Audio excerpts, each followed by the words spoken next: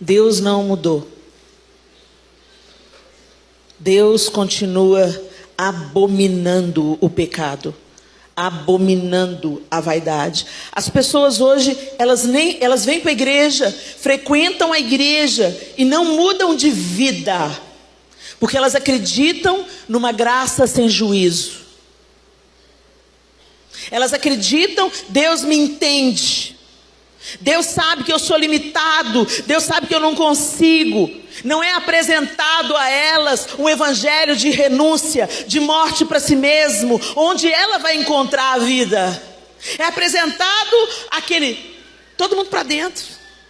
Já perguntaram para Meryl Streep, uma atriz tão famosa, o que você diria se você fosse Deus? Se você fosse Deus, o que você diria para a humanidade? E a Meryl Streep respondeu, todo mundo para dentro. Mas não é isso que Deus vai falar não, gente. Não é isso que a palavra dele diz que ele vai falar, não. Porque de fora ficam os imundos, e os adúlteros, e os efeminados. Deus não mudou. E os mentirosos. Às vezes a gente acha que o pecado do outro é mais feio, porque é um pecado sexual. Deixa eu te falar. Para Deus não. Então para de tolerar essa sua vida de mentira. Para de tolerar essa fofocaiada que você vive envolvido nela. Para de tolerar a maledicência. Para de tolerar o julgamento da vida do outro, o bisbilhotar a vida do outro.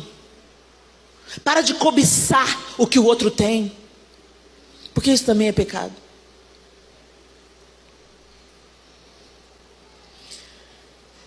As consequências daquilo que Davi fez atingiram outros. Não foi só sobre Davi.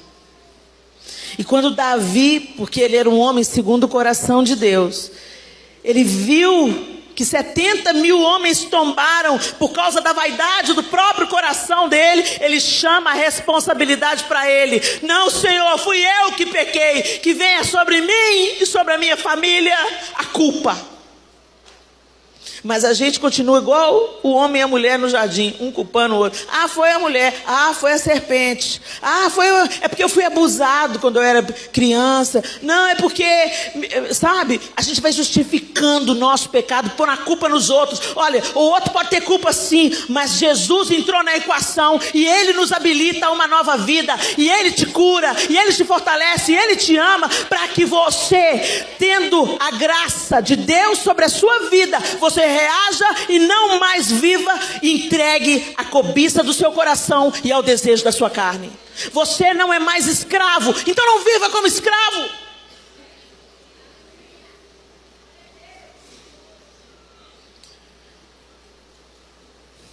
Davi assume o seu pecado nos versos 16 e 17.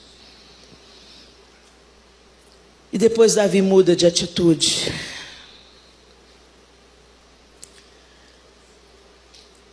E aí a gente encontra Jesus lá em Lucas 12. Ah, Helena, mas isso é Antigo Testamento. Jesus veio na parada. E aí mudou tudo, mudou a perspectiva, veio a graça, veio o sangue de Jesus e mudou tudo, graças a Deus. Se não tinha sobrado nada, a gente era tudo churrasquinho. Mas aí lá em Lucas 12, no capítulo 4... No versículo 4 e 5 ele diz assim: eu digo a vocês, meus amigos, não tenham medo dos que matam o corpo e depois nada mais podem fazer. Mas eu mostrarei a quem vocês devem temer. Temam aquele que depois de matar o corpo tem poder para lançar no inferno. Sim, eu digo a vocês, a esse vocês devem temer. Vocês acham que Jesus estava falando de quem? Vocês acham que Jesus estava falando de quem? Do diabo? O diabo não tem poder para lançar no inferno. O inferno foi construído para ele. Às vezes a gente lê esse texto e pensa que Jesus está se referindo ao ladrão das nossas almas. Mas não, gente. Eu vou ler de novo para que você entenda de quem que Jesus está falando. Eu digo a vocês, meus amigos, ele está falando para os discípulos. Não tenham medo dos que matam o corpo e depois nada mais podem fazer. Depois que as pessoas te matam, elas não podem fazer mais nada.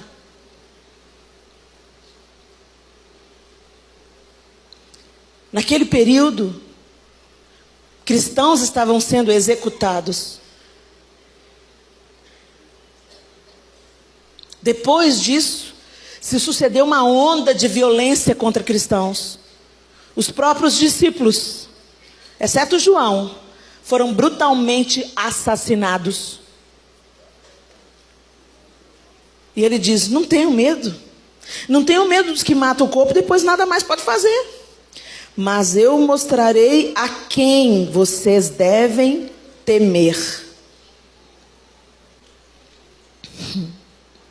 Temam àquele que depois de matar o corpo tem poder para lançar no inferno. Ele está falando do Pai. De um Pai que é amor, de um Pai que é misericórdia, de um Pai que abre a porta, de um Pai que reconstrói o caminho, de um Pai que não poupa a vida do seu próprio filho para te ter de volta. Custou caro demais para Deus. E não pense você que você vai banalizar isso. Porque o Senhor vai lançar no inferno aqueles que se levantam contra Ele, que se rebelam contra Ele, e que ouvindo a verdade, desprezam a verdade para viver no deleite do seu próprio prazer, ignorando aquilo que já receberam de graça. De Deus não se zomba. O temor do Senhor é o princípio da sabedoria, e o conhecimento do santo é entendimento. Provérbios 9:10. O temor do Senhor é o princípio da sabedoria. Todos os que cumprem os seus preceitos revelam bom senso. Ele será louvado para sempre. Salmo 111:10. Apocalipse 14:6. E vi outro anjo voar pelo meio do céu, e tinha o evangelho eterno para o proclamar aos que habitam sobre a terra, e a toda nação, e tribo, e língua, e povo, dizendo com grande voz: temei a Deus e dai-lhe glória, porque é vinda a hora do seu juízo, e adorai aquele que fez o céu, e a terra, e o mar, e as fontes das águas. Ele é grande, Ele é excelso, Ele é supremo. Ele é maravilhoso, sim, Helena, e Ele é nosso Pai, sim, e Ele é um Pai zeloso, um Pai amoroso. O João é um Pai amoroso. O João põe os nossos filhos no colo, o João brinca de lutinha, mas tem uma reverência. Os nossos filhos não podem fazer o que querem com o João.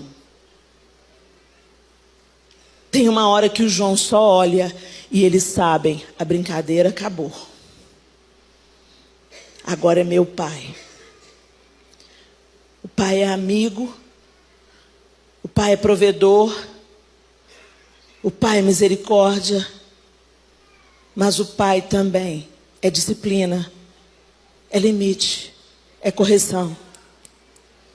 E graças a Deus quando Ele corrige, porque quando Ele corrige, ainda há esperança. Pior é quando Deus nos entrega a nós mesmos. Ele tira a mão e nos entrega a Satanás. E aí a gente perde a capacidade de se arrepender. E a gente vai se revolvendo no próprio vômito. Temei a Deus e dai-lhe glória. Temei a Deus, temei a Deus, temei a Deus. Nós perdemos a reverência. Banalizamos a graça. E a gente leva as coisas de Deus na brincadeira. E quando eu me deparei com esse texto, gente, no dia em que eu me deparei com esse texto, eu estremeci. Porque eu vi Deus amoroso, Deus que levantou Davi, Deus que ungiu Davi rei, Deus que lutou as batalhas por Davi. Deus que chamava Davi um homem segundo o meu coração. Mas quando Davi saiu da linha, pode escolher com que vara que você vai ser corrigido, porque você vai ser corrigido.